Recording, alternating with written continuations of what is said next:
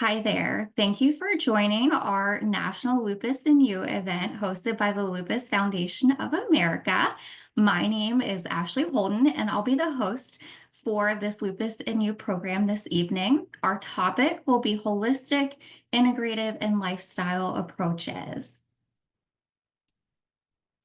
Here's a brief overview of our program. As you can see, we have a full agenda. I'll go ahead and kick us off by sharing more about the Lupus Foundation of America, some helpful resources, and a couple of ways you can get involved with us. We are so excited and honored to have tonight's speakers. First, we'll have Dr. Neha Shah discussing integrative medicine, followed by Dr. Sun talking about lifestyle medicine. And then rounding out tonight's speakers, we will also have Genny Mack discussing holistic approaches. As time permits, we will close out this evening's program with a question and answer segment. We've all gotten really good at Zoom, but before we begin, just a few housekeeping items. So we would like you to remind you that you can ask us questions. We have the Q&A feature, should be at the bottom of your screen or wherever you have the menu in your Zoom.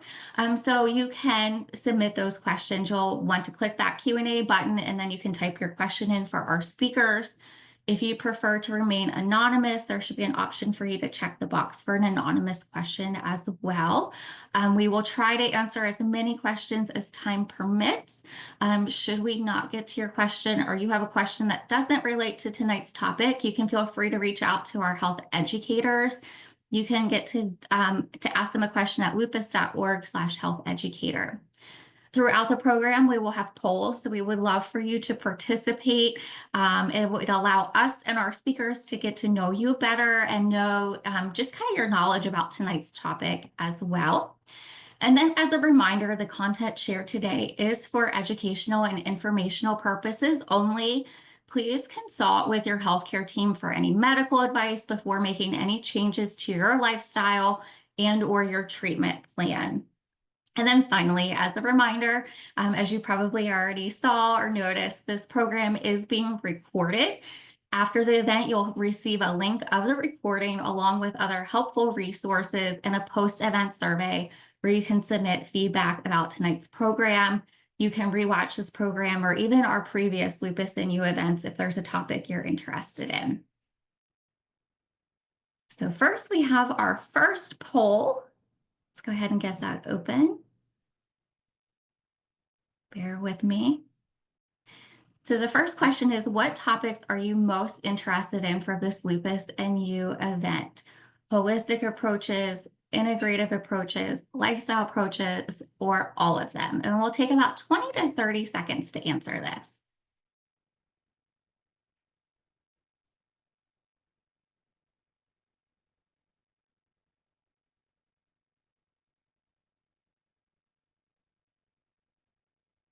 All right, let's get our final choices in and let's take a look at those results. So it looks like an overwhelming majority, 82% is interested in all of them, 9% in holistic, 2% in integrative, and 7% in lifestyle approaches. Great, thanks for sharing that with us. So a little bit about the Lupus Foundation of America, if you're new to us or you've never attended one of our Lupus and You events before. At the LFA, our vision is a life free from lupus. We're committed to those with lupus and know how difficult it is to live life with this disease. For more than 40 years, we have been dedicated to improving the quality of life for all people affected by lupus, providing comprehensive support and programs to meet the needs of the community. We remain committed to doing everything we can to help you navigate the complexities of lupus while rallying every possible resource to end it forever. Today, people with lupus are living longer, healthier lives than ever before, and the Lupus Foundation of America has played a significant role in that achievement. So our programs are based upon 3 key pillars that you see here, and these include research, care and support services for people affected by lupus, and advocacy. Over the past 4 decades, we've supported more than 400 lupus research studies conducted at over 100 medical institutions. Investigators we have funded have contributed to many of the major advances in lupus research over the past 40 years. Again, we provide care and support for people affected by this devastating disease. Our health educators answer questions and bring hope to thousands of people every year, and they're in the background tonight also helping answer questions. And not to mention, we're leading advocacy efforts to bring more funding for research and services. We've been able to secure $550 million in federal funding for lupus research and education in just the last 5 years. And finally, you're the heart of everything we do. And I see some reactions and I love that. So people with lupus represent the heart and soul of our organization. You're the central focus of everything that we do. People with lupus are a constant reminder of our mission's urgency and serve to motivate us to continue this fight. We understand the emotional turmoil, economic hardships, and physical suffering caused by lupus. Again, we get it. And because of you, we're motivated to work harder and faster to bring lupus under control so everyone can have a life free from lupus. So we have numerous programs and services available. In light of the time this evening, I just want to highlight one so we can get to our speakers.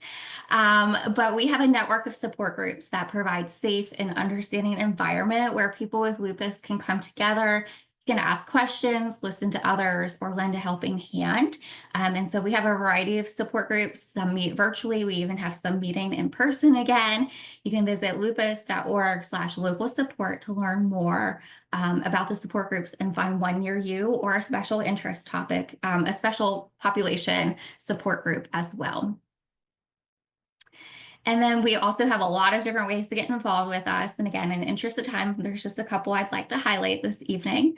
The first is the Lupus Foundation of America's Game On to End Lupus. It unites streamers from around the world as they play video games and get creative while using their platforms to help end lupus. This year, the dates are wrong. I will have to double check those, but it will be in May in 2025. And you can learn more and get those updated dates at lupus.org/game1 to end lupus. And then we also have our advocacy summit. So I really wanted to shed a light on that upcoming National Lupus Advocacy Summit. You can join lupus warriors from all over the country for the largest lupus advocacy event of the year in Washington, D.C. This year, it'll be from May 4th to the 6th, and attendees will learn from experts in the field about the latest lupus research, connect with hundreds of their fellow lupus warriors, and advocate for increased research funding, ensure access to care, and advance policies to improve the lives of all people with lupus. Don't miss your chance to turn Capitol Hill purple. And if you're interested in learning more or registering, you can visit lupus.org/summit. We have another poll, so bear with me while we get that open.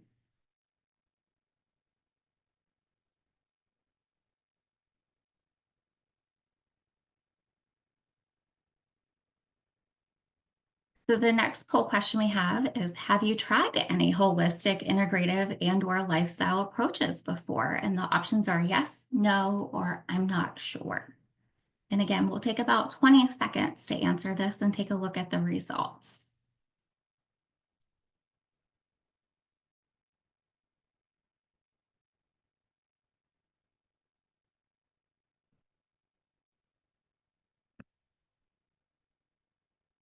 All right, it looks like we have a good amount of results. Take your last couple seconds to get your answer in if you haven't already done so, and we'll take a look at the results that we have.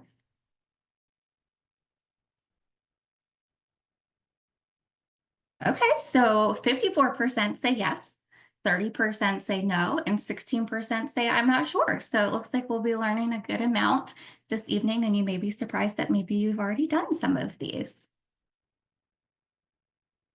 We'll go ahead to the next slide.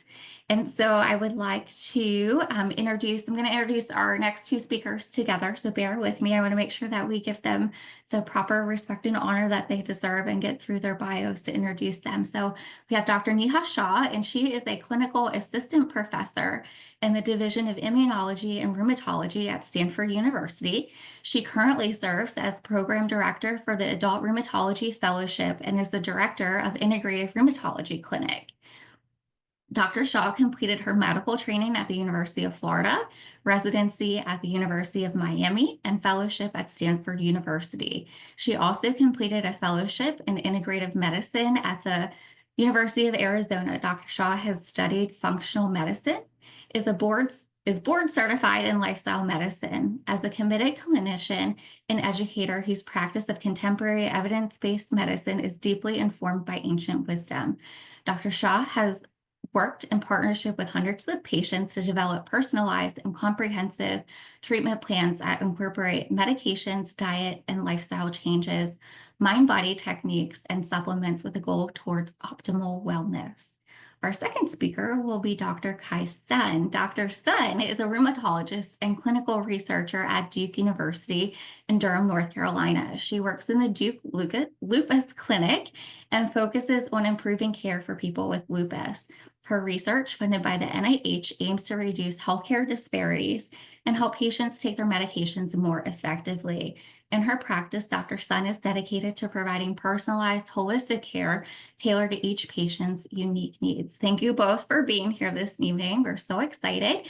And Dr. Shah, we will turn it over to you and hopefully seamlessly allow you to share your screen and your slides.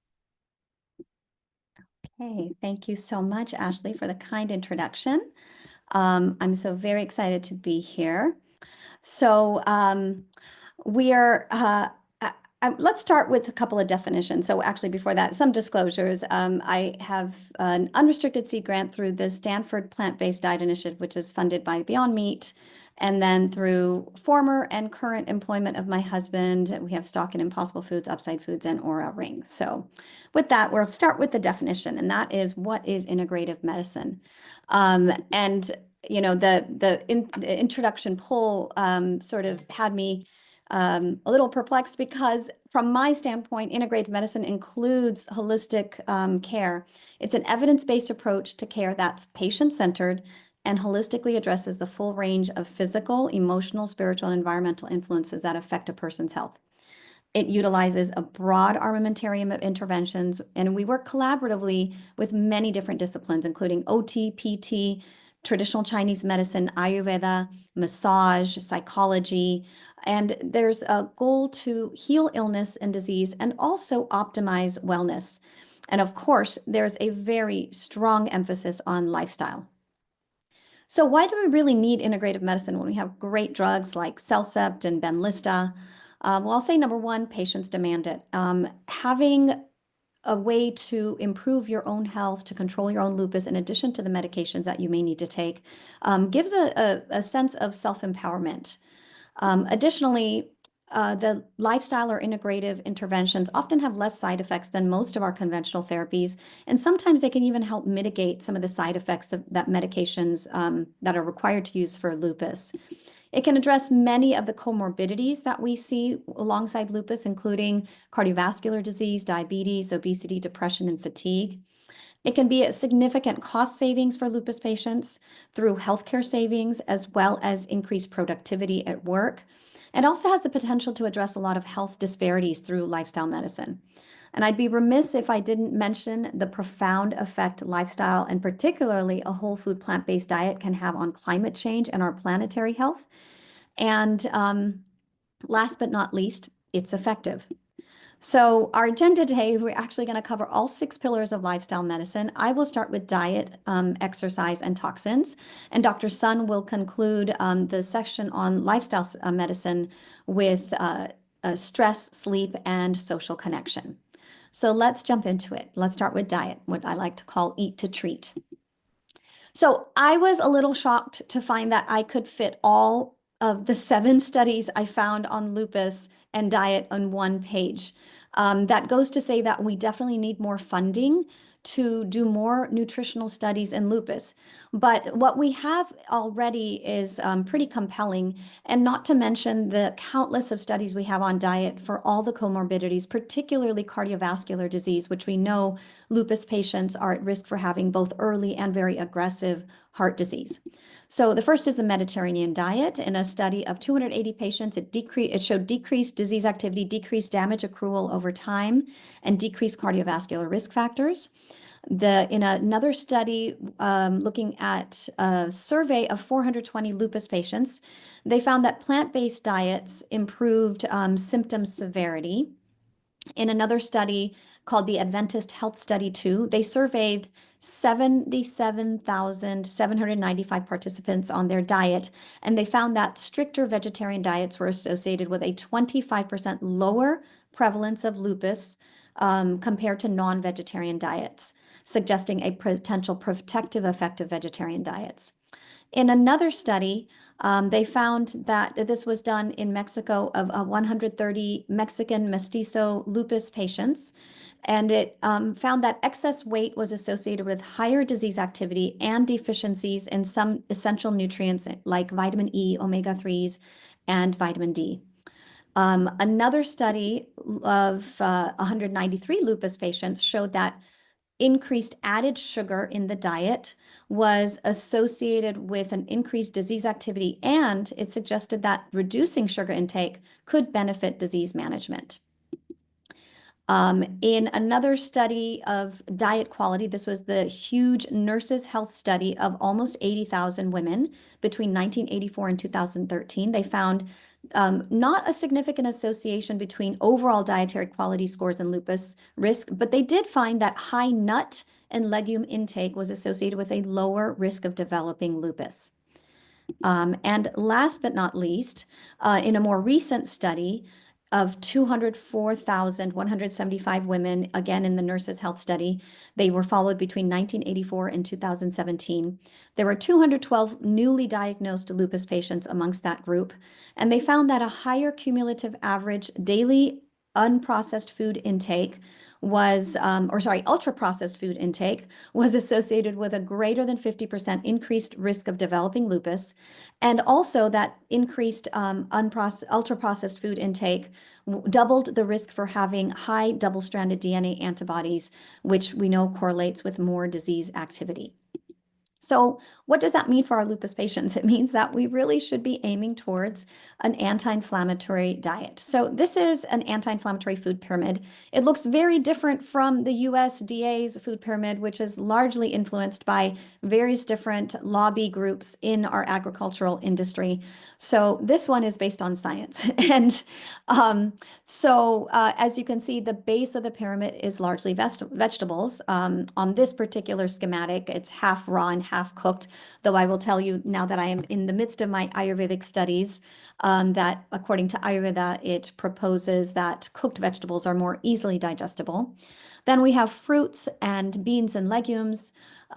We have healthy fats, including avocados, seeds, and nuts, whole grains, and then smaller amounts of limited processed grains like sprouted wheat breads. And then last but not least, less than 5% of the diet coming from animal sources like eggs, lean meat like chicken, and fish. The general guidelines that I like to share with my patients come from one of my favorite authors' quotes from Michael Pollan from his book, The Omnivore's Dilemma. Eat food, meaning stuff that's actual food that came from the ground as opposed to something processed. Not too much, mostly plants. And that mostly plants is what defines the Mediterranean style diet. And I like to call it the Mediterranean style diet because it can be very easily, the ideas behind the Mediterranean diet can very easily be adapted to other ethnic cuisines. So essentially, this diet is high in vegetables, fruits, whole grains, legumes, nuts, seeds, and olive oil, low to moderate in dairy and fish, and limited with added sugars, sodium, ultra-processed foods, refined carbs, meats, and saturated fats. Other things for which I don't have scientific studies to share with you, but in my own experience with my lupus and RA and other autoimmune patients over the years, I know that gut health is incredibly important when it comes to our immune function and inflammation. So consider adding fermented foods to support your microbiome. That's all the little critters living in your gut that help maintain the integrity of your intestinal lining. Consider adding more spices for their antioxidant and anti-inflammatory activity, particularly turmeric and ginger. But really, most spices have some sort of beneficial effect on the body. And last but not least, I don't have studies to share with you, but a lot of experience with my patients over the last 15 years of doing integrative rheumatology. And that is to keep a food journal so you can monitor the effects of your diet on any of your symptoms. And consider doing an elimination diet to identify specific food triggers. I want to add the caveat that if you have had eating disorders in the past, then I'm always very mindful about suggesting elimination diets that could drive some patients into disorderly eating. But if that doesn't describe you, then certainly over the years, I've had many patients who have found themselves to be sensitive to dairy or sensitive to gluten, even if we don't have the large randomized clinical trials telling us that patients should be trying those things.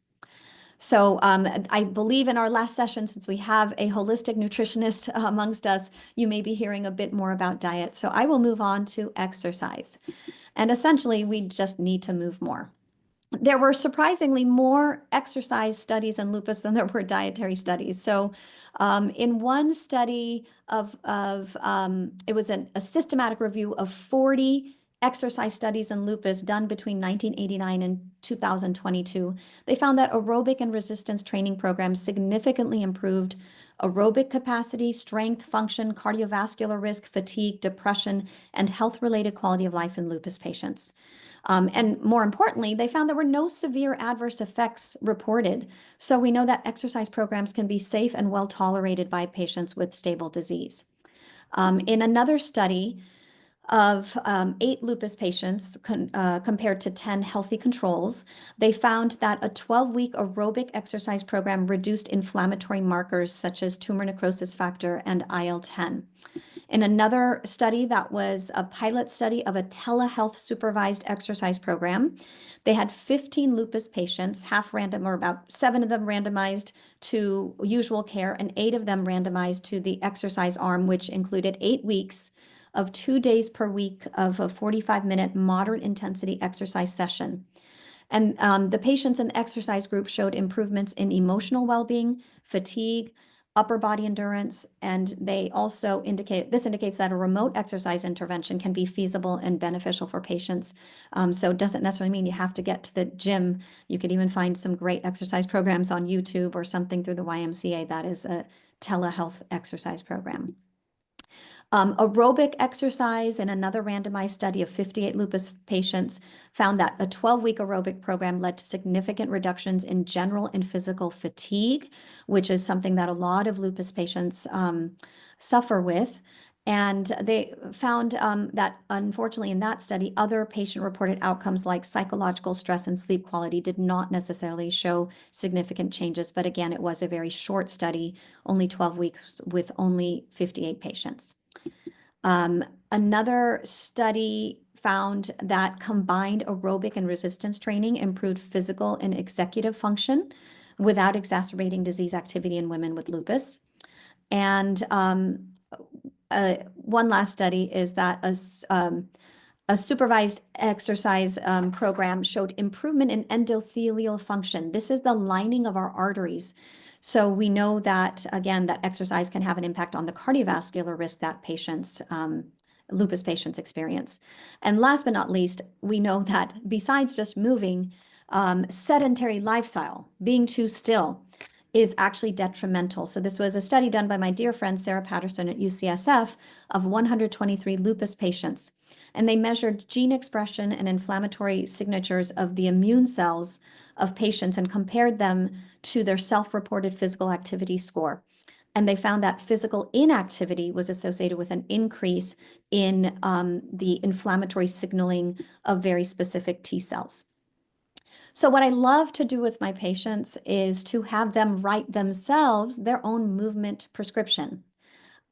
So that movement prescription should be what we call SMART. It's specific, measurable, attainable, relevant, and time-bound.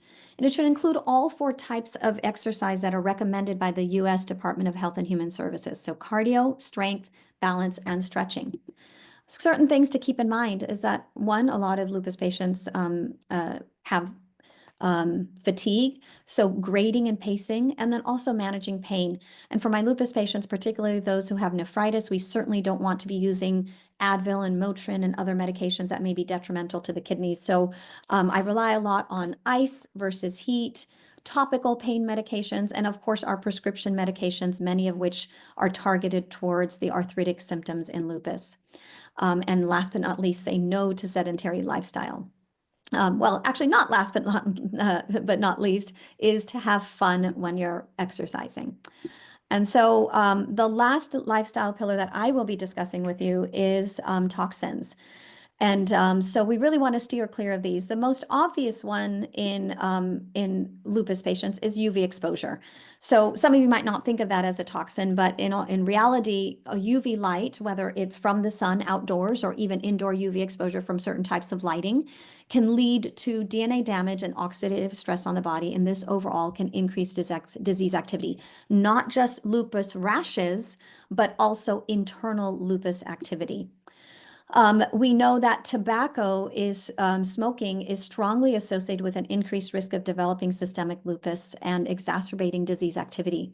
The mechanisms of this include oxidative stress, systemic inflammation, and epigenetic modifications. We have fewer studies looking at vaping, but we do know that vaping is also detrimental to lung health. So even, a lot of people are moving to vaping thinking it's a cleaner version of smoking, but in reality, it has quite a few dangers as well. Next is phthalates. So phthalates are commonly found in plastics as well as in different fragrance products, and they have been associated with immune dysregulation. Some studies have identified phthalate metabolites being in higher concentration in lupus patients, suggesting a potential role for disease pathogenesis of these phthalates. Next, we have what we call polychlorinated biphenyls, or PCBs. PCBs are environmental pollutants. They often are in our ocean water. So that's why for those who do have fish in their diets, I typically tell them to limit fish intake to 2 to 3 times per week, and to also be mindful on the size of fish they're eating. For example, tuna, being a larger fish and higher on the food chain, can concentrate things like mercury and PCBs more so than smaller fish like sardines. So there's some evidence that these PCBs have been implicated in immune system disruption, and that PCBs may contribute to the development of autoimmune diseases, including lupus, though the mechanisms aren't totally clear. Then we have pesticides and herbicides, which unfortunately are not tightly regulated by our USDA. And exposure to pesticides and herbicides have been associated with an increased risk of lupus. Specific agents such as organochlorines and trichloroethylene, they've been implicated in both epidemiologic human studies as well as animal models of lupus. And lastly, I just wanted to touch on air pollution. There have been some long-term exposure studies to ambient air pollutants that include nitrogen dioxide, particulate matter, which we're seeing a lot of right now after those LA fires, and nitrogen oxides. And these have been associated with an increased risk of lupus. The mechanisms, again, may be oxidative stress, systemic inflammation, and epigenetic changes. So what do I recommend to my patients? Number one, sun protection, sun protection, sun protection. High SPF reef-friendly sunscreens. We want to be mindful of our coral reefs and our friendly friends in the oceans. Large brimmed hats, long sleeves, and stores like REI and brands like North Face and Columbia have clothing that has treatment that blocks even more UV rays. So that's called UPF as opposed to SPF.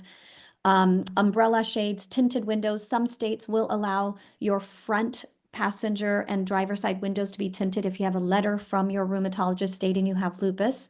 I remember writing quite a few of those letters when I lived in Florida. Second, smoking cessation, and either if your rheumatologist is able to, if not, then engage with your PCP for referrals to smoking cessation classes, for prescriptions for nicotine patches if you need them. But smoking cessation can have a huge impact on both improving your lupus and decreasing cardiovascular risk. I like to use this term turn and learn, and that is to read labels. And I have three favorite sites, all three from the environmental working group. One is called Skin Deep, that talks about, that has ratings on different products, and they have like a red, yellow, green color coding that tells you about the different ingredients of various different um, uh, beauty and hygiene products and how potentially toxic those items might be for you, those ingredients might be. They have a guide to healthy cleaning. And they also have one of my favorite sites called the Clean 15 and Dirty Dozen, which tells you about the produce that you can get away with buying conventional, which are the Clean 15, as well as the Dirty Dozen, the ones that tend to absorb more pesticide residues. And I might add that I know there are many people on this call who might live in food deserts or don't have access to organic foods, or not necessarily to fresh produce, but frozen organic produce can also be much more affordable. And so for those who are on a tighter budget, you can still have access. And still, even if organic, frozen, or fresh is not available, rinsing your fruits and vegetables in a little bit of vinegar mixed with the water can help reduce some of the pesticide and herbicide residues. And lastly, avoiding plastics. So plastics, we know there are some newer studies linking microplastics to an increased risk of heart disease. So even though we don't have specific studies about plastic and lupus, although some of those toxins that I mentioned are in plastic. So stainless steel water bottles and glass food containers. And lastly, check the air quality. So I do have several resources that I'd like to share with my patients, and I will share these with our folks who have planned this talk today so that they can send these resources out to you. But some of them refer to diet. There's a guided imagery for lupus and rheumatoid arthritis, and UCSF has a wonderful website devoted to dietary recommendations for autoimmune patients. And of course, I mentioned the environmental working group. And so last three slides, I promise. So a couple of things. This was a study in rheumatoid arthritis, but again, there is some overlap in symptoms, particularly the arthritic symptoms in RA patients and lupus. And they found in this study of 51 RA patients that 30 minutes, 3 times per week of bilateral knee aromatherapy massage versus 40 minutes of foot reflexology. And they found that pain and fatigue scores significantly decreased in the aromatherapy massage and reflexology groups compared to the control group that got no massage. So Abhyang is a type of practice. You can go to an Ayurvedic practitioner for somebody else to do Abhyang for you, but you can do self-Abhyang, self-massage with oil, and it can be a wonderfully therapeutic self-care practice that can help with your symptoms. The other one is also an oil practice, Kavala, which means oil pooling. Many patients with lupus also have concomitant Sjogren's, and even if you don't have Sjogren's, some patients may have either bad dental issues or gum issues, or just that we know that gum disease can increase inflammatory processing in the body. So this was a study of 12 Sjogren's syndrome patients and 12 healthy controls. They did oil pooling, which is basically swishing coconut oil or sesame oil through their teeth. They did that daily for 3 weeks in the morning with various different kinds of oils. And it was found that virgin coconut oil reduced strep mutans and candida species, but had no effect on the good bacteria in the mouth, which was the lactobacillus species in these Sjogren's patients. And again, we can reasonably use this method in RA patients or lupus patients because we know that there's a link between gingival health and heart disease. And lastly, for those lupus patients who also have Raynaud's, some patients have something called mixed connective tissue disease, which can be an overlap of lupus with other autoimmune conditions like scleroderma, where Raynaud's is a major feature. This was an N of 1 patient. They applied olive oil on both hands first, and several hours later applied rosemary essential oil. This was repeated for 3 days. After each oil application, they used thermography camera and showed an increased amount of blood flow in the rosemary essential oil group compared compared to or hand compared to the olive oil. So the patients also reported improvement in warmth in their hands with the rosemary oil. So I always tell patients, do test for skin sensitivity first, do a test patch. And you can also consider mixing the rosemary oil with mustard oil, which is another warming oil. So I'm going to pass the mic over to Dr. Sun, who will cover our last three pillars of lifestyle medicine. Thank you so much. That was such a wonderful presentation. I can't wait to hear more questions, and we'll pass it over to Dr. Sun. Give us just a moment to get your slides pulled back up.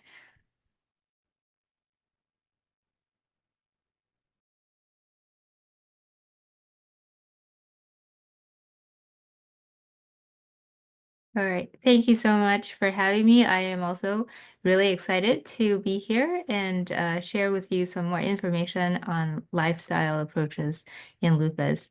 Next, please. And Dr. Shah discussed the first three pillars of lifestyle medicine. I will discuss three more pillars, which are stress management, restorative sleep, and social connections. I'll first talk about why each is so important for lupus, and then also give you some practical advice on how to improve in each area. Next, please. All right, I'll start with stress because a lot of us deal with stress on a regular basis. It could be physical stress, mental stress, and stress can keep your body in fight or flight response where your heart rate is high, your blood pressure is high, your muscles are tense. And this response is really critical for dealing with emergencies and really need it. But being in this state long term can be taxing physically and mentally. And specifically for lupus, studies have shown that having high stress is associated with higher lupus disease activity, having more pain and more fatigue. And that's certainly a lot of something that I hear often from patients as well, where stress can be a trigger for their flares. A good way to decrease stress is through mindfulness and relaxation, and that can help decrease fatigue, pain, improve mood, sleep, and thinking. Next, please. I'll talk a little bit more about mindfulness and relaxation. And the idea behind it is that we process everything in the world through our minds. And so by paying attention to how our minds are processing the world, we can change our experiences. So to illustrate this idea, if you will just imagine one day, it's almost spring, you walk outside and you notice that there are cherry blossoms. The trees were bare just last week. Now they're full of bloom and it looks so spectacular. You snap a picture quickly with your phone, but when you look at it later, the picture looks a little bit different from what you had experienced earlier in the day. The picture, you notice that it has power lines in the background, there's stray branches, and the lighting isn't as great. And it doesn't carry with it the meaning of cherry blossoms to you, which is, winter is gone and spring is here. And so you have these two different experiences of the same event. Both are true, but as you can see, depending on which one you choose to see, it can change how you experience the event. And that's the goal of mindfulness and relaxation. Even though we have limited control over the world, we can have control over how we experience the world. Next, please. So how do we do it? What are some practical suggestions? There are various techniques and exercises that promote mindfulness and relaxation. Listed some here, and they're by no means exhaustive. The first one is diaphragmatic or deep breathing. You can see in the figure to the right. It's one of the easiest and most effective relaxation skills. So if you just follow this figure, you take a slow, deep breath in. You can even put your hand over your chest and abdomen. You can feel your lungs fill with air. Your abdomen expands. And you can hold your breath for a few seconds and then exhale slowly, and you can feel your abdomen contract. Common cadence is 4-7-8, where you take in a breath over 4 seconds, hold for 7 counts, and then exhale over 8 counts. Another one technique is called guided imagery, where you use mental imagery of calm places to induce relaxation. So you use all your senses to produce a vivid mental image that can distract you from stress. Next is body scans. This is where you mentally scan your body for areas of stress and intentionally decrease tension in those areas. And then lastly, I have here mindfulness meditation. This is a way to focus on the present moment. You notice negative thoughts, but you allow them to flow through the mind without evoking stress, not so it doesn't carry with it the energy. It's easier to let them go. I've included a QR code here. It can take you to more information. There are guided exercises on that website with audio so you can listen to. And some additional resources are relaxation apps on the phone. There are many of them. And from your library, there are CDs, DVDs, or books that can teach you more about mindfulness and relaxation. And the reason it's called an exercise is just like exercise is best to practice often. The more you practice, the better you're at it. And just a few minutes a day can help lower stress.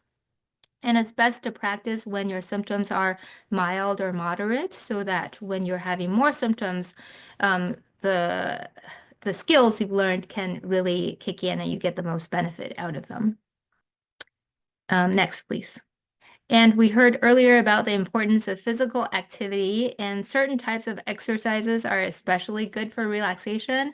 One of them is Tai Chi. It's a form of martial art that combines meditation with slow, gentle movements, deep breathing, and relaxation.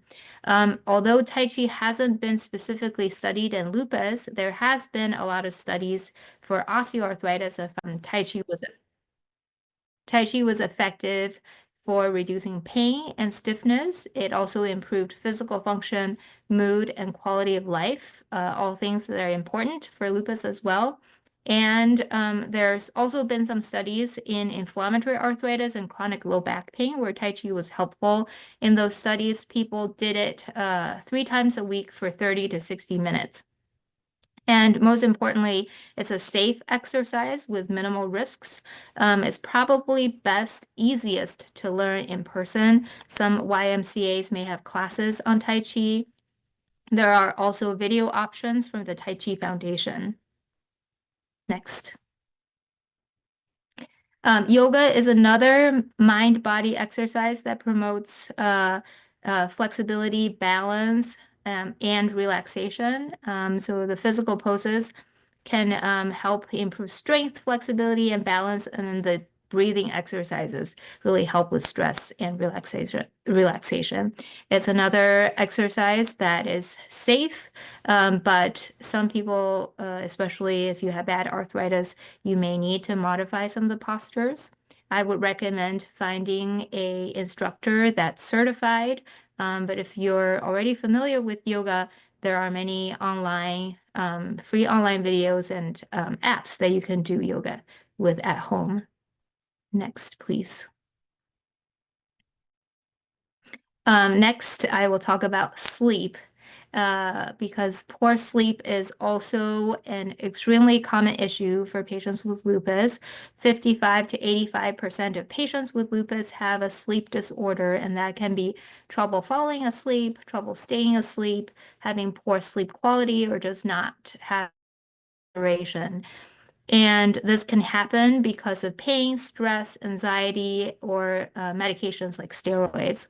And we know that poor sleep can lead to more fatigue, brain fog, anxiety, and depression. And there's increasing evidence that poor sleep can also negatively impact the immune system. So in mouse studies, they found that sleep deprivation led to earlier onset of lupus.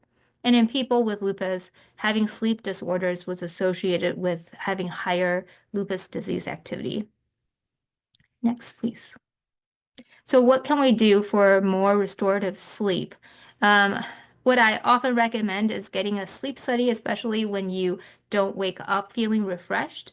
This can help diagnose sleep disorders that can be easily corrected, such as sleep apnea and restless leg syndrome. It's also really important to pay attention to your sleep hygienes.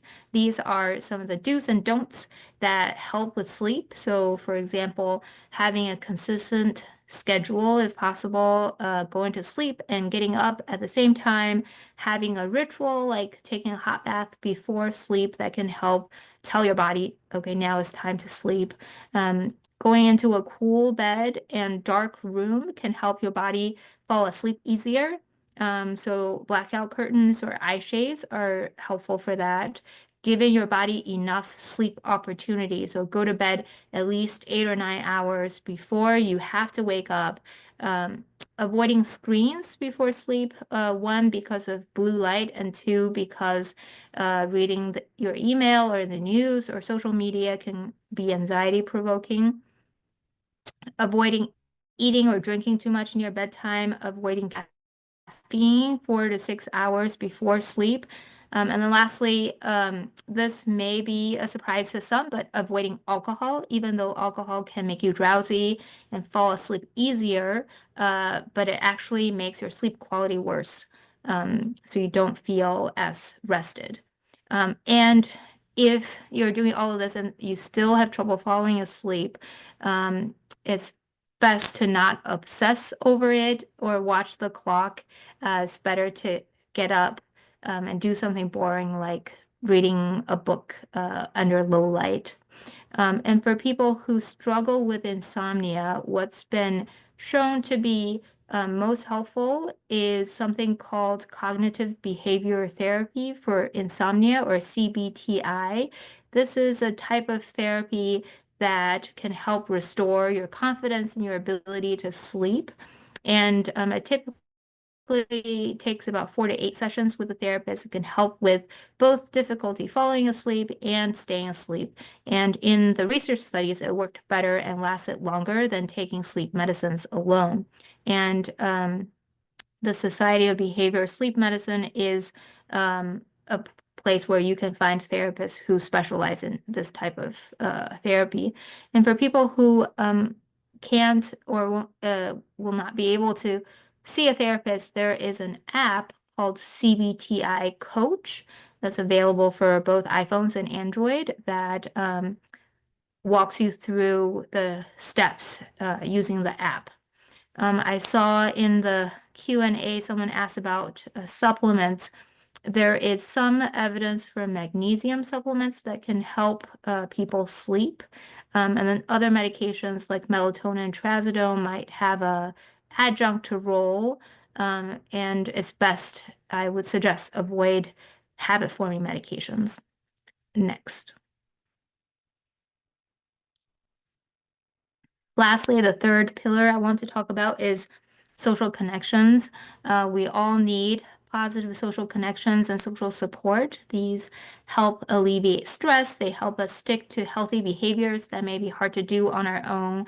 They can enhance our sense of control over our disease. And we know that people with strong social networks live longer and have higher quality health. And social connections and social support come in various forms. There is emotional support, so people that provide emotional comfort and understanding. There is informational support, which is things like advice, information, guidance. There is tangible support, so practical assistance like providing money or goods. And then lastly, social interaction support, which are opportunities for recreational or leisurely activities. And studies in lupus have shown that having good support correlated with lower disease activity, less fatigue, better physical function, and mental health. Next. So some practical advice I want to give to patients would be to really foster those social connections with family and friends, with your church, lean on your loved ones and your religious community when you need help. It's okay to need help. Join a patient support group in person or online. Connecting with others who also have lupus can reduce the feeling of isolation. Do things you like with people. It could be taking a walk, watching a movie, sharing your hobbies. And for those of you who are caregivers or friends and family members of someone with lupus, you can help by just being there simply to listen, validate, and understand what they're going through. You can help them tangibly, help them take their medications, help them go to their appointments, and help them, make those lifestyle changes they want to. Next. And I want to take a step further than social connections and talk about spiritual connections. And spirituality here refers to having a connection with something bigger than yourself and a sense of community with others who share your faith. And it's important for lupus because lupus symptoms often can be severe and unpredictable. And in those times, having faith in something absolute and unchanging can give you a sense of peace. And spirituality can give us meaning and purpose in life, despite the symptoms. And it can help us to come to accept things that we cannot control and give us strength and resilience to manage the things that we can control and take life one day at a time. And importantly, spirituality gives us hope in both recovery and in something beyond our physical bodies. And practicing spirituality can take many forms, like prayer, meditation, scripture reading. Participating in activities that bring you joy counts as a spiritual activity. Journaling, so you can write down your thoughts related to spirituality and lupus. Gratitude exercises, so it's more than simply saying thank you. It's appreciating the goodness in our lives, whether it's big or small.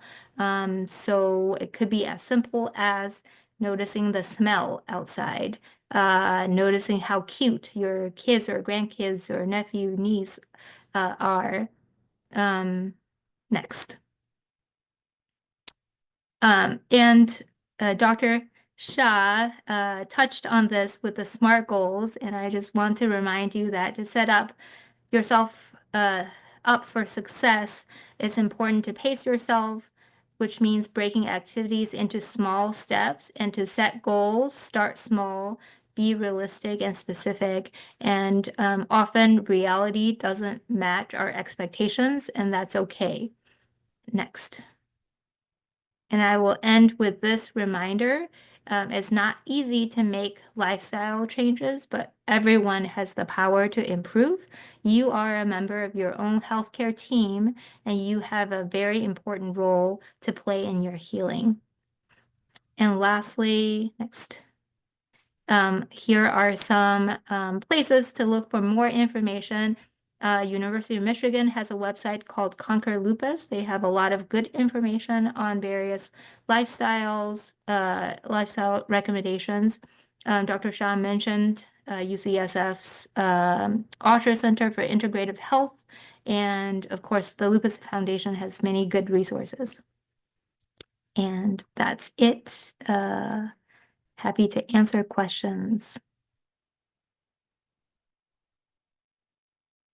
So much, such great information.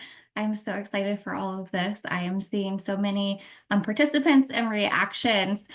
So before we get to our next poll, I just wanted to provide a quick update. I know that we had 2024 dates in there for game on to end lupus. And so I wanted to provide our 2025 dates. And so that's going to be May 2nd to May 4th this year. Again, visit the website and get some more information about that. And then the other thing I wanted to mention really quick is I've seen a lot of questions come in the Q&A, and I know we had the box to submit questions ahead of this event. So I've seen a lot of questions about environmental exposures, such as pesticides, and also about flares. And so I just wanted to mention that last year we had a really great Lupus and You event that talked about environmental triggers and flares. And I know I just want to mention it in case you have time to go watch it, because it is a lot of great information and we wouldn't be able to go in depth like that for tonight's event, but you have the opportunity to go and get that great information. So we'll go ahead and jump to our final poll of the evening, and we'll go ahead and get that pulled up. And the question is, have you discussed any holistic, integrative, and/or lifestyle approaches with your rheumatologist or healthcare provider? And so we have a couple of choices here: yes, no, maybe, and I prefer not to answer. Again, in the interest of time, we'll make this one a little bit quicker. We'll give us about 15 seconds. I think we can get our answers in.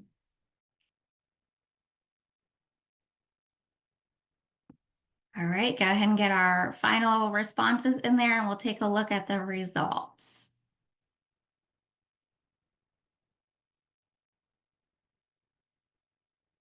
So 52% say yes, 41% say no, 6% say maybe, and a couple of people prefer not to answer, which is perfectly fine. So thank you for sharing that. Thank you for participating in our polls this evening. Go ahead and go to the next slide. And I'm super excited to introduce Genny Mack.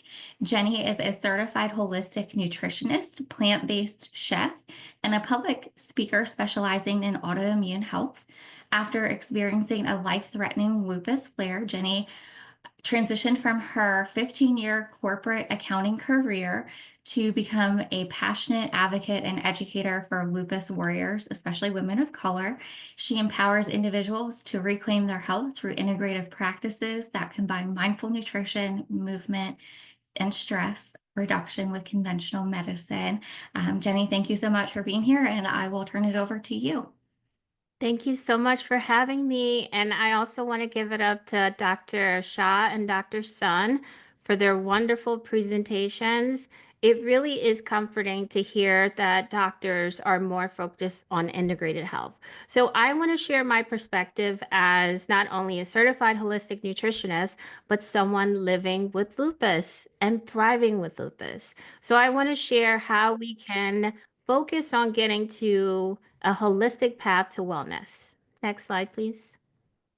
Okay, so the chat's not open, but this is a reflection question for you. What's one thing that you do every day that helps you feel your best, physically, mentally, or emotionally? And I'll just share some examples. So today, 3 things that I did to make sure that I was prepared for this presentation was I just did hot yoga before I came to practice feeling grounded. Currently, I'm drinking a ginger tea to help with circulation. And earlier this lunch afternoon, I ate an anti-inflammatory meal that included the color and the vegetables, the rainbow of nutrients that Dr. Shah went through. Next slide. All right, so the information that I'm sharing today, and as we've mentioned before, this is strictly for educational purposes. I encourage you to consult with a qualified healthcare professional because everyone is different, right? And this is about personal experiences and making sure that the steps that we're taking is grounded by research. Okay, and this content isn't about treating, diagnosing, or curing or preventing lupus. Okay, and what is most important is that you listen to your body, work with your doctor, and prioritize your health. Next slide. Okay, so who am I? I'm going to go into just a quick storytelling here. So I was first diagnosed with lupus about 8 years ago, and I say that it almost took me out twice. And I went through, so I transitioned to a plant-based holistic lifestyle in 2018, and I went into remission for a few years, which led me to become a certified holistic nutritionist, leave my stressful job working on Wall Street, and then COVID came, right? COVID hit me, COVID hit a lot of us, and that disrupted my immune system. So it put me back into a flare, this time more debilitating. I was bedridden, right? And I did lose hope, right? There were times where I felt like I wasn't going to make it. But thankfully, working with integrated healthcare practitioners, and also going into my own intuition, right? And all using the studies and the practicalities that I learned, I've gone from sick and feeling like life was over to flourishing. And this was actually an LFA walk that I just did last year, and it felt good to actually even be in the sun, which I'm going to briefly talk about. Next slide. Okay, so as I mentioned and as Ashley introduced, thank you.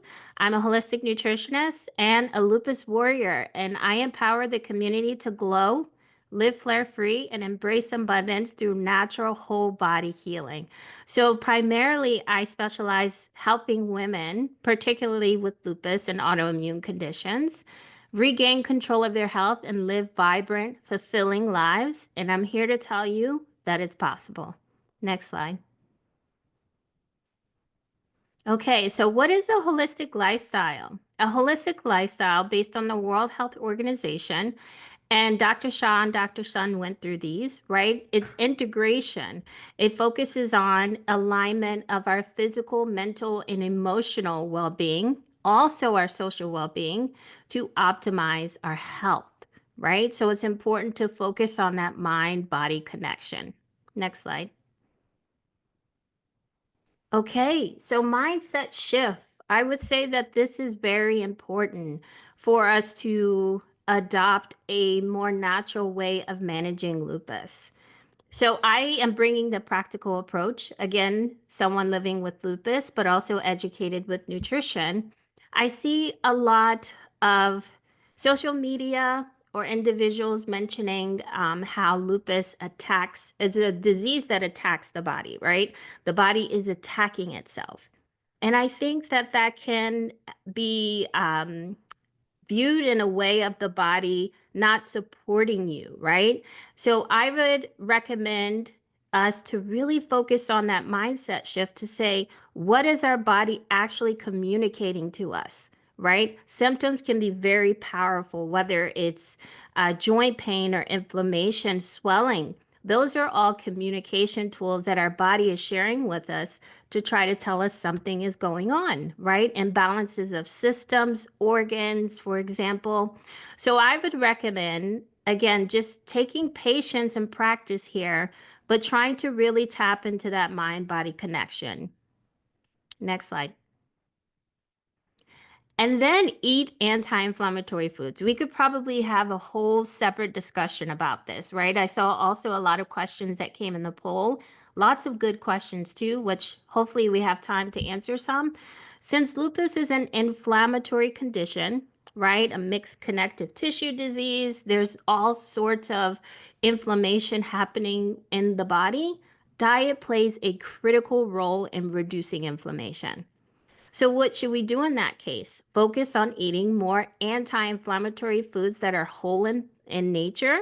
And some foods that I would recommend here, again, not an exhaustive list at all, but starting with leafy greens, thinking about eating the rainbow, as I mentioned. Different colors provide different nutrients. For example, orange gives us beta carotene that converts to vitamin A, and that helps support our immune system and our skin health and our vision. Berries, right? That dark blue color has a lot of good antioxidants to help our body um, support our body in a way to reduce oxidative stress. Flax seeds contain omega-3, walnuts contain omega-3, for example, and omega-3 has been shown and studied to reduce inflammation. So what should we do, right? We should also cut out processed foods, sodas, refined breads. We heard about that, right? But again, it goes back to that mindset, that commitment to say, what are we going to commit to nourish our body, which is very important. So eating anti-inflammatory foods can lead to less pain, more energy, and fewer flares. Next slide. Okay, so here are my top anti-inflammatory foods, right? And again, everyone is different. And this is why I like to work with my clients and my community on an individualized basis to make sure that we're addressing your particular needs. But here are some top foods. I talked about some of them. Cruciferous vegetables probably is one of my favorite. I like to grow my own broccoli microgreens because they contain this compound called sulforaphane, which has been studied to reduce inflammation, to help the liver detoxify, for example. And then hydrating foods, right? Not just drinking water. We know water is important, but what about eating foods that have what we call essential vitamins and minerals to help hydrate our body? Hydration helps our body regulate our temperature, for example, and help balance our immune system and help support our hormone health. So hydrating foods are very important as well. And lastly, I would say for foods, again, we could talk about this separately, that eating seasonally and mindfully is so important, right? Dr. Shah talked about this. But for example, it's the winter time. I live in the Bronx in New York, so it's cold. Our body needs more warming and grounding foods to keep our temperature normalized and stabilized, right? So thinking of those root vegetables, the sweet potatoes, the beets, for example, those are going to be very supportive for us around this time of the year. And then in the summertime, right, that's where the cucumber and the watermelon come out to give us hydration because our bodies need to cool down. So I would encourage you to try this today, right? Add one of these types of foods to your next meal. Of course, do it with intention. Make sure you work with a healthcare practitioner, but thinking about eating foods to support and nourish your body. Next slide. Okay, we probably heard a lot about the gut and the immune system connection, and you probably have heard this, and if not, I'll share that 80%, 70 to 80% of our immune system lives in our gut. It's fascinating. There's research to show that gut health plays a role in regulating our immune system. And then there's also research to show that imbalances in the gut can cause leaky gut, right? Someone mentioned SIBO. And what leaky gut, is here showing in the picture is when our gut, right, the tightness of the junctures are open. So that means that food particles are not being absorbed in the body, and it also means that viruses and pathogens can come into the system, right? So it's important for us to focus on our gut to help support our immune system. Next slide. Okay, and this is a study again to show how permeated gut can cause more inflammation. And I really like this chart from PubMed to show that high disease activity can also demonstrate gut dysbiosis, also known as leaky gut, right? So again, going back to the gut and immune system connection, and also how diet is critical in balancing our immune system. It all comes together. Next slide, please. Okay, all right, we talked about stress in the previous slides, right? But what I want to reiterate here is that learn to say no. No is a full sentence. I know personally from my experience living with lupus, type A personality, I'm a giver, giver, giver, right? And it's hard for me to say no. People pleaser, right? You might resonate with that. And what I want to stress here is that stress can be accumulated because we're not setting those boundaries, right? So don't feel obligated that you have to always say yes, right? And set those boundaries, making sure that you're not overcommitting. You're honoring rest, right? You're honoring listening to what your body is communicating to you. We talked about that inflammation or swelling. Your body is communicating to say, I need some more rest, right? And some more support as well.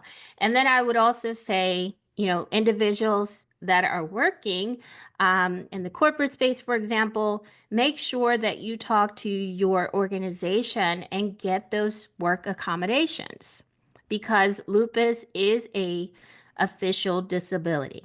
Okay, Don't be afraid to speak up. Next slide, please. Okay, and then move your body. Movement is medicine. Again, the previous slides talked about it. I did a YouTube video and I talked about is exercise safe, for example, and I really broke down the science just like the doctors did before to show how movement is actually very supportive and can help reduce inflammation with lupus. Now, I will say there are times where it feels impossible to move, right? As I mentioned before, I was bedridden and it felt impossible to walk 1 block.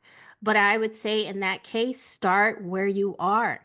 Work with a professional, right? Get a personal trainer, someone that's certified that can help you and is familiar with autoimmune conditions. But walking is movement, stretching is movement, breath work is movement, okay? Yoga is movement. And then thinking about adding on the layers, right? Practicing strength training because you want to protect your bones and muscles, right? That's also very important. Next slide. Oh, yes, there was one more thing that I wanted to share really quickly from the previous slide about, I said get fresh air and sunlight safely, okay? And I want to underscore safely because I know individuals with lupus have sun sensitivities. However, in that same sentence, sun is also vital, right, for our mental health, our mood. This time of the year, the sun isn't out much, right? And it can cause seasonal affective disorder. It's a real thing, right? So, how do we balance getting sun safely? Personally, I like to monitor the sun to say anything above a UV index of 2. That's where I need to, practice more safety. Again, wearing a hat, an umbrella, going indoors, going in shade, but also knowing that sun is a vitamin. Okay, next slide. Okay, sleep well. We talked about sleep, and sleep can be tricky, especially if we have mental health challenges, if we are dealing with pain. I get it, right? So, this again is important. If you're having these challenges, work with your doctor, work with a healthcare practitioner. But I would say at least start prioritizing your sleep, meaning aiming to get 7 to 9 hours a night. How do you start? Right? How do you do that? What I do is a non-negotiable wind down routine. Tonight's an exception, right? Because I'm here, but 3 hours before sleep, I start my wind down routine. Stopping eating at a certain time so that my body can go into rest and digest, right? Hydrating until a certain hour. Getting off social media at least an hour before I sleep. I wear an eye mask with white noise to help me sleep in a comfortable, warm environment, right? And I sip herbal tea such as chamomile that's very gentle, but that can help calm the nervous system, right? Prayer, giving gratitude to your day are all techniques that you can implement to help with your sleep. Okay, next slide. Okay, and then lastly, I would say advocate for your holistic wellness journey, right? We just did a poll. I see a lot of us are having these conversations with our doctors, which is excellent, but I would say continue these conversations, right? Someone asks in the chat, how much turmeric should I be taking, right? And I would say this is where you can have conversations with your doctor so that your doctor can do research, right, to see if there are any contraindications with your medication and any herbal supplements, right, to see if it's safe for you to incorporate more turmeric, I would say. But partner with integrated practitioners and also your conventional healthcare team, right? This is what I do. I like to take an integrated approach with myself, with my community, and my clients to make sure that your needs are met, right? And then track your symptoms. Not only are you reflecting, right? If this can be incorporated as a part of your wind down routine, right? You're journaling and thinking about how your day went, right? If you experience some symptoms, note that. If you had any sensitivities to food, note that. If food made you feel good, note that. I just spoke with a client a few days ago and she said that when she ate walnuts, she feels good, right? So note that and recognize that. And then I would say understand your lab results. I'm not expecting everyone here to be sort of lab technicians or experts, right? But just know the baseline metrics to understand what's happening in your body. What are some of those imbalances, right? Is your body anemic? Is that why you're experiencing cold hands and feet and body temperatures? Are your white blood cells low, right? And you feel sick all the time. So I would say ask questions, right? And get that support team together so that you focus on a whole body approach. So I want to ask you, I want to leave you with this. Who's supporting your health journey right now? Next slide. Okay, you could go to the next slide. Okay, all right, yes. So I want a takeaway for you to say that you can turn moments into momentum, right? So you could go to the next slide. And basically, what I mentioned here is that one small step, right, can improve your life over time if you're consistent and you build that momentum. Okay? So again, like I said, if I could do it, right? I know we're all different, but you have the power in you to reclaim your health. And then just the next slide is my contact information in case you want to connect with me, gennymack.com, Genny Mack across different platforms. And I look forward to connecting with you. I'm actually having a webinar on diet and nutrition next month. So just a heads up in case anybody is interested. Thank you so much. Thank you so, so much. And a huge thank you to all of our speakers for this great information tonight. This has been super informative. I see all of the heart reactions rolling in, the applause. So I think that everyone has really enjoyed tonight's information and they hopefully have a lot of takeaways. So again, thank you to all of our speakers. I do invite everybody to come back on camera and unmute themselves. We do have a little bit of time for some Q&A. I still see all the reactions rolling in. I absolutely love it. So I know that they have been busy behind the scenes answering these questions.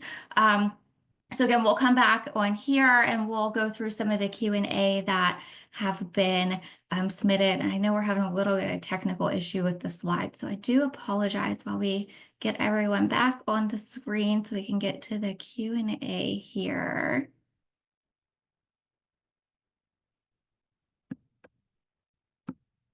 Okay. Do we have Dr. Shah?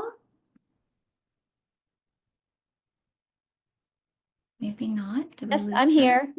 Okay. Sorry, I couldn't Sorry, see you. it's taking me a second to to unmute and turn my camera back on. No problem. You have to love technology, and I can only see a couple little squares here. So again, thank you all so much. I know that everybody has been busy answering questions. So I'm going to try to make sure I hopefully divide these evenly amongst everybody. So I've kind of seen a couple of variations of this question, either submitted ahead of time or through the Q&A. And so one of those is really how do you bring up these different approaches to your rheumatologist or even primary care provider? There have been times people have either reported that their care provider hasn't really seemed interested or kind of ignored their interest in this. Do you have any recommendations on how to approach this with their care provider or how to incorporate it? I know, Jenny, you had some great tips at the end. Just looking to see if anybody had any additional tips or could expand upon that. And hopefully we can get people pointed in the right direction. Yeah. I mean, I think as a whole, rheumatology is still largely a more conventionally practiced subspecialty, but I think there are more and more people like Dr. Sun and myself who recognize the importance and the necessity of really having this more holistic approach that is utilizing more than just medications to address our patients' autoimmune conditions. And so I think a lot of times patients may be either intimidated or unsure because they've had a previous experience where they weren't their questions about approaches outside of medications were not well received. But I would just suggest to every patient that to be your own advocate. And if you are not getting, your own personal physician, whether it's your rheumatologist or PCP, they might not have the answers, but they should at least be open and willing to have the conversation with you or help you direct you to the right people in the community who can answer your questions about diet, who can answer your questions about, toxins or whatever the case may be. So have that open conversation, be your advocate, your own advocate. And if, Jenny did mention this, that if your own PCP or rheumatologist is not equipped to answer those questions, there are other holistic practitioners in the community, either functional medicine doctors, naturopaths, chiropractors, who may be willing to work with you on that more holistic path. But I also want to emphasize that as an integrative rheumatologist, I recognize the importance of medications, especially in our patients who have very, very serious organ-threatening lupus. And everything that that all three of us talked about today is not in place of the medications that are life-saving for our patients, but in addition to. Thank you. I actually had a question about that, was how to integrate this with current treatment plans that are in place. Dr. Sun, I know that you do a lot with medication adherence. Is there any tips that you would like to share in terms of how to integrate these approaches and making sure that we are still adhering to our treatment plan, and how we can find a balance and how we can communicate that with our provider? I know people are always looking for medications with less side effects. So how can we do that and have those less side effects, but still make sure our lupus is managed and minimize that inflammation? Yeah, that's so important. And I can't agree with what Dr. Shah said more, that these are in combination and not instead of our regular treatments. Unfortunately, uh, and uh, and linking back to your first question, unfortunately, a lot of doctors may not have too much to say about various complementary therapies, simply because there hasn't been a lot of studies, especially not enough studies in lupus for us to say, okay, I would recommend it and I would not recommend it. And I think one thing that I always want to know if a patient is doing anything complementary alternative therapy. I always want to know, even if I know nothing about it. I think it's important to know to make sure first it doesn't, whatever you're doing is not interacting with the medications that you take that will cause more side effects, and also to, so that I can look into it. I could do some research on my own to learn more and to help other patients. And yeah, that's what comes to my mind. Perfect. Thank you. And I have one follow-up question to that. In terms of if somebody's looking for a provider that is more open to some complementary alternative approaches, how would you recommend they go about finding a provider? Are there any kind of resources or places that they could go to kind of do a search to see if there was someone in their area? Right. I can name two off the top of my head. So there is the Institute for Functional Medicine, IFM, and you can go to their website and find registered practitioners who have gone through functional medicine training, which takes an approach. It's neither integrative, holistic. It's kind of it is those things, but is also in its own category and trying to find the root cause of a lot of issues. But IFM has a practitioner listing. And then where I did my fellowship in integrative medicine, the University of Arizona, they have an integrative medicine fellowship program that's a 2-year distance learning. And they too have a prior graduate membership directory where you can search specifically nephrologists in your zip code or your state, or rheumatologists in your zip code, your state, who have gone through that training. Dr. Sun or Genny Mack, any other I would just add to the list, there is also the American College of Lifestyle Oh, Medicine, and you can search there as well. yeah, thank you. That's great information. I learned something new, and this is why there's a group of us. Jenny, did you have additional resource? Yeah, I would just say, I mean, this is where it's difficult, right? Because this is why I do the work that I do, because I want to help bridge the gap between conventional medicine and holistic or lifestyle or integrative medicine.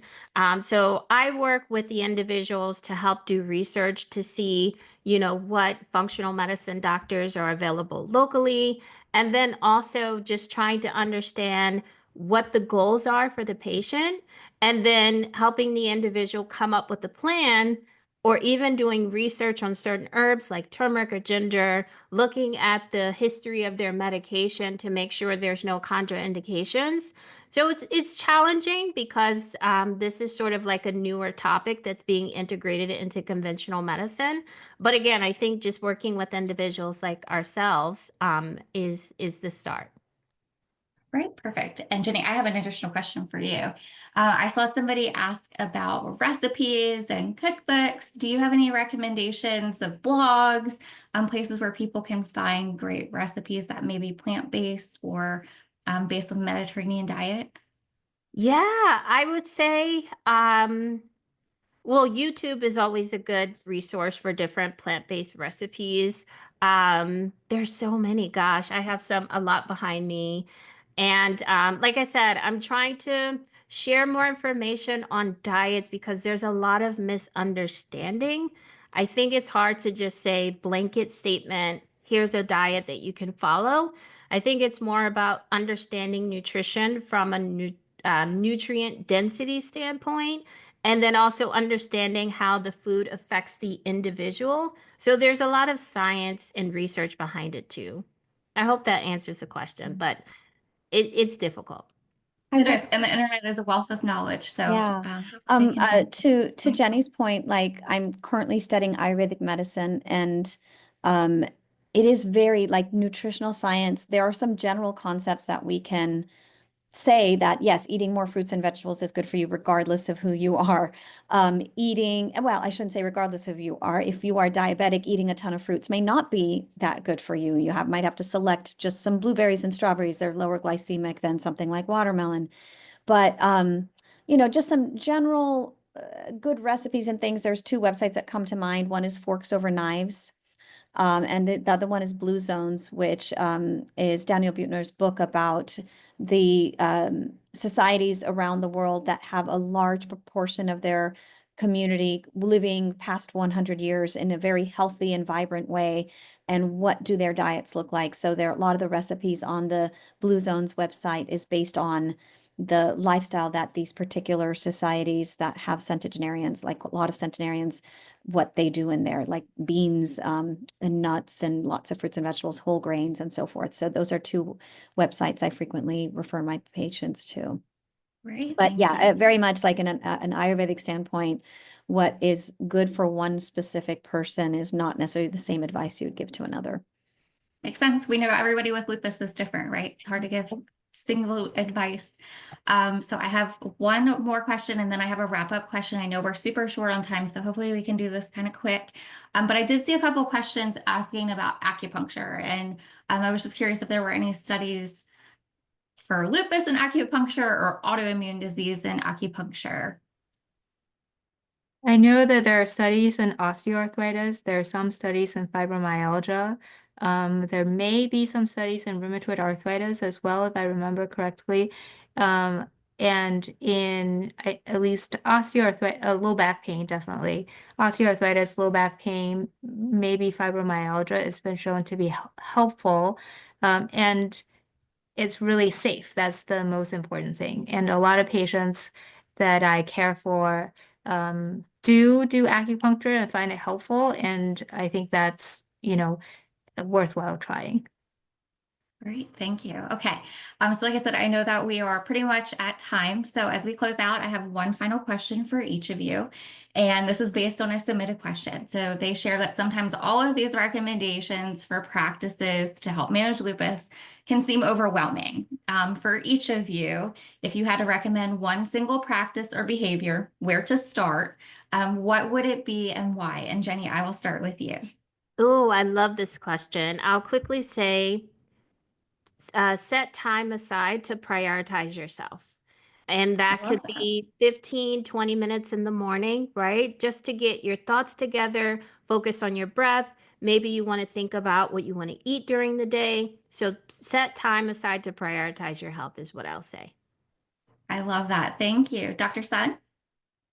This is so hard. Uh, I will say that something I am trying to do myself is thinking of physical activity as snacks. Like usually throughout the day, I will eat a snack from time to time, but also thinking about getting up, like walking around as a physical activity snack, is not as burdensome as, thinking about actually having to exercise. So maybe consider reframing physical activity as taking a snack break. That's wonderful. I love that. I also hear it's something you get to do. So I like that idea of reframing it to be positive. And Dr. Shaw, your piece of advice? Yeah, I'm going to go with something based on a behavior scientist, Dr. BJ Fogg, who wrote the book Tiny Habits. He's based out of Stanford and has studied behavioral science for many years. And that is there's so many different things to do in lifestyle medicine, but for you as an individual, pick the one thing that you know you can be successful in. Because if you have one choice and you are successful in it, you can build on that. You can celebrate your success and build on that with the next behavior change that you want to take on. So pick the lowest hanging fruit. What is easiest for you to do? What can you have most success in? And then slowly and gradually build on that. That's wonderful. Thank you all so much. I love those pieces of advice. And as we close out, I just want to remind everyone that the Lupus Foundation of America is here to help you build upon these resources. We have a great wealth of knowledge on our website. So this is just where you can find us. You're here, so I'm guessing you already know where we're at, but don't forget that you can call our health educators or submit questions online and view a host of different information again on our website. Again, if we weren't able to get to your questions, I know there are a lot in the Q&A. Feel free to reach out to our health educators at lupus.org/health educator. Next slide. And just my final thank you. So thank you so much to our speakers for joining us, sharing their expert knowledge. And thank you to our attendees for tuning in. We appreciate you for taking the time from your busy schedule to join our National Lupus and You education event. We hope that everyone found tonight's information helpful. Again, visit our website, lupus.org, or contact our health educators if you need more information.